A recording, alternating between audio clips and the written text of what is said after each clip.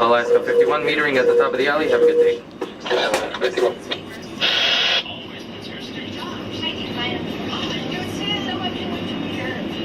So when she had auto glass damage, she chose Safe Light.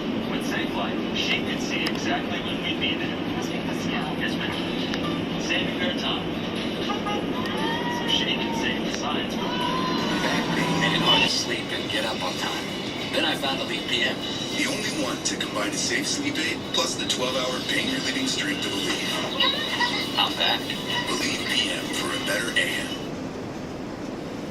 Next tonight here, the 911 call for Luke Perry has been made public tonight. A woman calling for help after he suffered that massive stroke, begging them to hurry.